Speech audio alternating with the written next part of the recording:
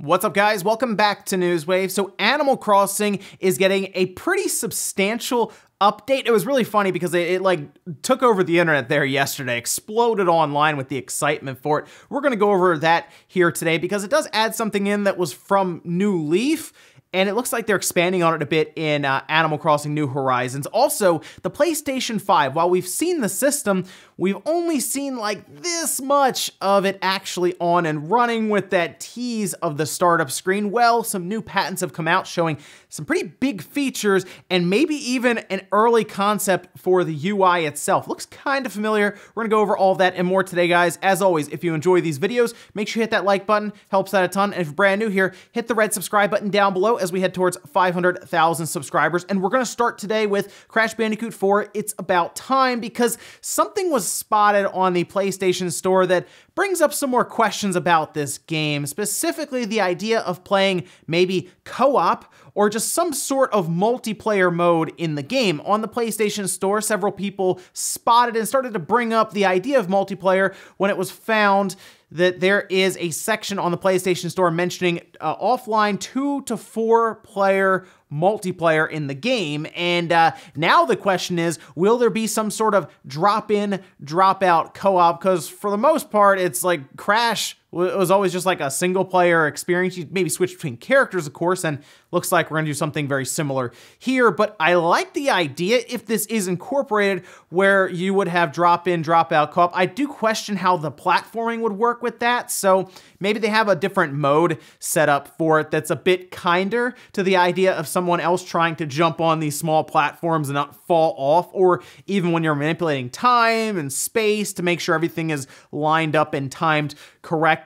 But hey, I mean, if they want to throw in more features in this game, that's great, and I would like to see some sort of multiplayer at least. I think that'd be fun. Also, do you remember Tales of Arise? We saw that at like the Xbox event, what feels like forever ago, like, what, a couple E3s ago or something? It's been a while, and it kind of just like disappeared. Well, it has reappeared. It's just not the greatest news. I think at this point, we kind of expected that it wasn't going to come out this year, and Bandai Namco did confirm that. They posted online on their blog mentioning that they will be delaying the game out of what originally their window for release would have been, which we probably would have seen it this year, I assume, at this point. But it looks like it's going to be a bit. Now, they mentioned that COVID-19 did play a role in kind of messing up some of, I'm sure, their deadlines internally, but it had to shift around some of their development. I'm sure they had to move to more remote work than like just being in the office together working on this game. And unfortunately, at this time, they're not ready to tell us when the game will be ready. Even a year window of release, nothing. And we're kind of just waiting now to hear about this game again at some point down the road. Hopefully it's not like the end of 2021, because at that point, well, we'll just be asking, is this a next-gen game? It would be strange if they released it then for like older platforms, and then it's like, oh yeah, there's a backwards compatible patch or something for it. But that might be the route that they go. We'll see whenever they're ready to tell us. I'm kind of thinking now, maybe like early 2021 is when they'll be ready to have it release. Also, we had a ton of Cyberpunk talk yesterday when CD Projekt Red had a full preview event and invited a ton of outlets, YouTubers, all kinds of people kind of gathered and checked out Cyberpunk, it seems. This was pretty neat, okay? Because we saw all kinds of different gameplay, different takes on the game. And I gotta say, the game so far looks good. Like, it looks really, really good. Sure, it's had multiple delays, but it does seem like what's coming out of CD Projekt Red for a game that a lot of us have been waiting on for a long, long time, right? Like a good part of a decade we've been waiting for this game. At least it looks like there's a lot of quality and care and an overwhelming amount of content. I mean, a lot of the stuff they were talking about, it really is that feeling of just like, wow, what do I do? Where do I go, right? So I'm liking what I'm seeing. Check out some of the gameplay footage because there is like 15 or even 20-minute blocks of gameplay put up online. No commentary or anything. You just kind of hang out and watch being played.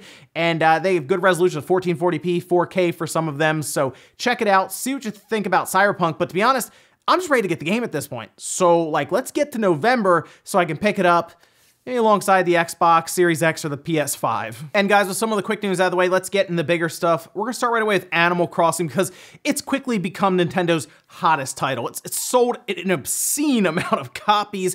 It's talked about online a lot, and when there is some sort of news or update, it immediately jumps to the top of trending. It did that again yesterday because there is a brand new free update, which is very important, by the way, because people were still kind of back and forth on it. No, they specifically said free DLC essentially that you get to pick up. They're just calling them updates going forward, but this one's pretty interesting, okay? So check this out. They tweeted this out and also put out a full trailer for this update. It says, cool off this summer by diving into the Animal Crossing New Horizons free summer update. Wave 1 arriving 7/3, July 3rd. That actually is next Friday. Put on your wetsuit to dive in and swim in the ocean and even meet new characters. Stay tuned for info on Wave 2, planned for release in early August. And it looks pretty cool because you can just jump in the ocean, swim out, dive down, and pick up different items. I'm sure they'll hide all kinds of stuff, whether it's shells or sea creatures that you would then take and donate, of course, to Blathers in the museum. And this is good because when I was playing Animal Crossing originally, I did walk out to the ocean, like right on the shore, and it seems strange that you couldn't just go out into the ocean, I guess, but they just didn't have it set up at that point for you to do that. You could do it in New Leaf. I didn't play a ton of New Leaf, but I do remember being able to like dive. I believe you need like the wetsuit, so it's not as freeing as it appears here where you just jump in the water and swim around, but it's still really cool to see that. It looks like they'll also have some mermaid DIY that you can pick up to make different mermaid theme outfits and items, which is also pretty cool. And they'll have some new encounters with, we'll say, different villagers that you can pick up. You can check out the trailer. It looks like it's going to be a lot of fun when it drops, and this is exactly what Animal Crossing needs to continue doing going forward. I mean, this is the complete opposite of what we saw with Mario Party, Super Mario Party. I bring that up all the time because I think they dropped the ball, Nintendo did on that, and looking at what they're doing here for Animal Crossing, where they're gonna have seasonal updates, and I assume these big content patches that add extra things into the entire world is the correct thing to do for what is their fastest selling game at this point, and could end up being, when it's all said and done, depending on how Mario Kart continues to sell, their biggest game on the platform at the end. We'll see about that, but these free updates will continue keeping it in the news and keeping it fresh and having people come back, because while you can spend plenty of time playing Animal Crossing with how it is, there will come a point, as some people have already pointed out online, where you just don't feel like there's much left for you to really do, especially when you've done things like 5-star your island and all of this, and just doing the little thing like, hey, you can go jump in the ocean and swim around, had people freaking out yesterday. So, hey, good job, Nintendo. And now I'm curious what their next update will be, which appears to be just a month or so after this one, early July. It'll be coming in August. I wonder what they'll add. Let me know what you think they will down below. Next up, let's talk about the PlayStation 5 UI. We had it teased during that stream where they presented the PlayStation 5 in all its glory, this strange looking system that's definitely polarizing, but they did tease like this screen that came up, and it had kind of that PlayStation kind of background music sorta, right? And then you see the PlayStation symbol and they jumped away from it. We assume that's what's gonna happen when you turn your system on. You'll be greeted with that menu, kind of like what we have for the PlayStation 4, just it's not exactly the same looking, right? It has kind of like these sparkles and shadows in the background and all of that, but the big question now is what happens after you get past that screen and press the button on your DualSense controller?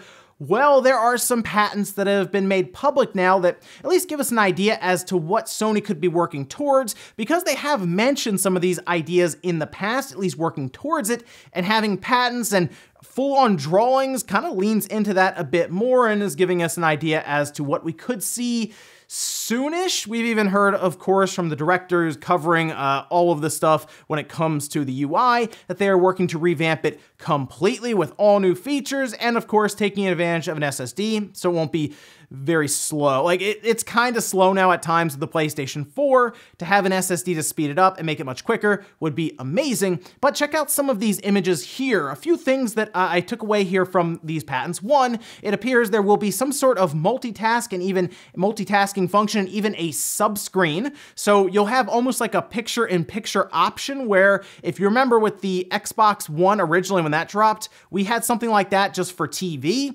This appears to be for things things like, I guess, looking up a video to help you in a game, which that was something that was mentioned before, and that's kind of where we leaned into the idea of there being an assistant that would be on board for the entire PlayStation 5, like UI at a system level, where you can ask this AI to say, hey, can you help me find the best route through Horizon Forbidden West? How do I get across this map without getting found? And it'll look up a YouTube video or something, or even search out an article, I guess, to kind of help you through. They also showed an image that appears to have the icon that you would normally hit, like with a cross, to go into the game. It looks like they have all kinds of other pieces of information next to it, whether it's your score before you left the game and turned it off, just as an example, or I guess your last save slot, any of that, even maybe trophies and stuff that you picked up. It looks like you'll be able to then jump into that section of the game for multiplayer.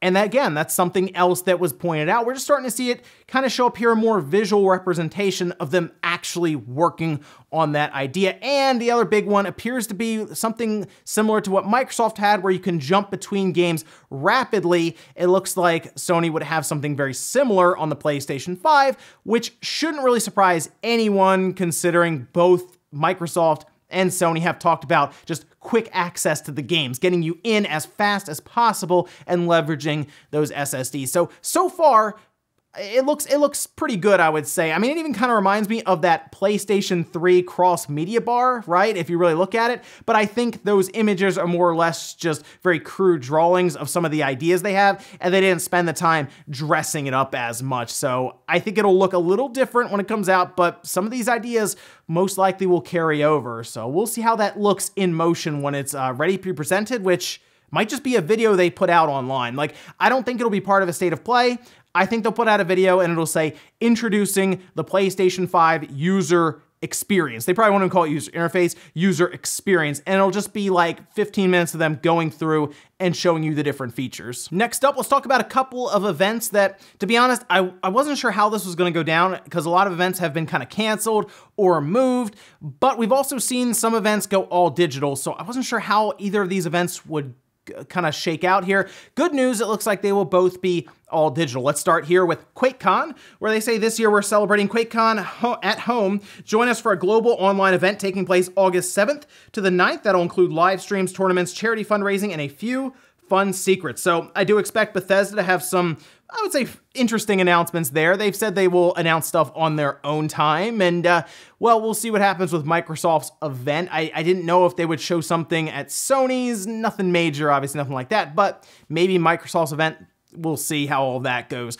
But QuakeCon could be a good spot for them to do that. But then the other really big one that I was kind of on the fence, will they cancel it? Or looks like they're gonna do it. That is Tokyo Game Show. You can see Famitsu actually had the article for it, where they said that September 23rd to the 27th, they will have several online events. Now, most of us were watching Tokyo Game Show with the streams last year anyway. Like, a lot of us just watch the streams and get our information that way. But there are, of course, a lot of people who attend the event as well. It looks like, at least for this year, it will be all digital and everyone will just be at home watching it. But they do say they will have several major developers and publishers there, and I expect at least some clips and different presentations and trailers to be sent in, and it'll probably just be done in a laid out schedule and all that. I don't even know if it'll necessarily be live streams from these different companies, rather than maybe just a live stream held by Tokyo Game Show, and then they go over trailers and do Q&A with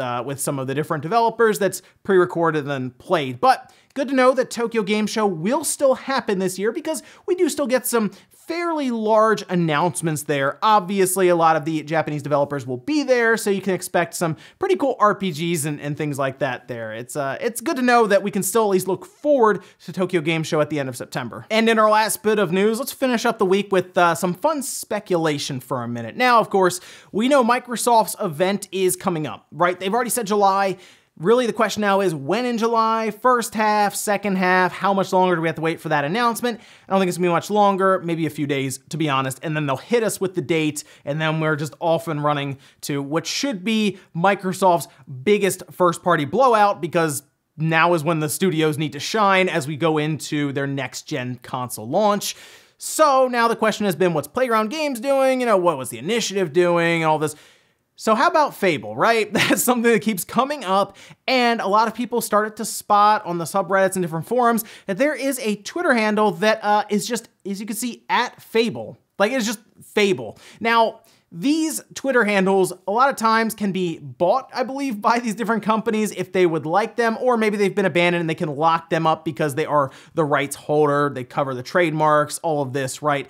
So a Fable Twitter handle has been found that was created just a few months ago. It's at Fable, it's protected right now, and it's named Placeholder. Now, does that mean that Fable is going to be announced soon? Not necessarily, but I do think Fable is going to be announced soon. I believe that's what Playground Games is working on, and probably having support from another studio at Microsoft to make this happen. It's been rumored for so long, it makes a ton of sense for Microsoft, and we keep seeing more and more things pointing to this happening, whether it's through job listings that we've seen before, different things on LinkedIn, and now even what appears to be the big promotional Twitter handle being locked up. So we'll see, hopefully not much longer, and we can maybe see a Fable reboot by Playground. And we'll finish up with the comment of the day, as you're seeing here. This is from Green Hill Pilgrim saying, kind of funny that we get Pokemon Unite after Nintendo announces that they are stepping back in the mobile market. So it's not actually Nintendo technically, it's the Pokemon company. Nintendo owns a small stake in the Pokemon company. So this is clearly something that's a collaborative effort there. And I mean, let's be real, Pokemon and mobile phones have worked out pretty well with Pokemon Go, and they want to continue testing that market, but since Nintendo owns a stake in the Pokemon company, a lot of that stuff is also going to be going to the Switch if it makes sense overall, right? Like Pokemon Go needs a lot of functionality from a cell phone that the Switch can't give it, GPS, all of that, right? So that makes sense why it's just on phones, whereas Pokemon Unite can, of course, exist on the Switch. But was really funny, I guess, if we want to compare it to Nintendo stuff, this is like the most disliked trailer on Nintendo's YouTube channel. In fact, it is now worse, technically, than Metroid Prime Federation Force. That's where we are now. This is technically worse in terms of like to dislike than Metroid Prime Federation Force. Let that sink in for a second. That's where they are with it. And ladies and gentlemen, that's gonna do it here for Newswave. If you enjoyed this video, guys, hit that like button, really helps out. If not, hit the dislike. Leave comments down below about everything we talked about today, whether it's that PlayStation 5 UI, what do you think about some of those drawings, some of those features, and what's something really big you would like to see as part of the user interface going from the PlayStation 4 up to that PlayStation 5? Also, what about that big Animal Crossing update? Are you excited to be able to jump in the ocean and swim around and dive down and grab different seashells and sea life at the bottom of the ocean? And then Fable. Is this one of the big reveals at Microsoft's event coming up? Let me know, guys, down below. Thank you so much for watching, guys. Have a great weekend. I'll see you back here Monday morning, 8 a.m. Eastern Time for Newswave.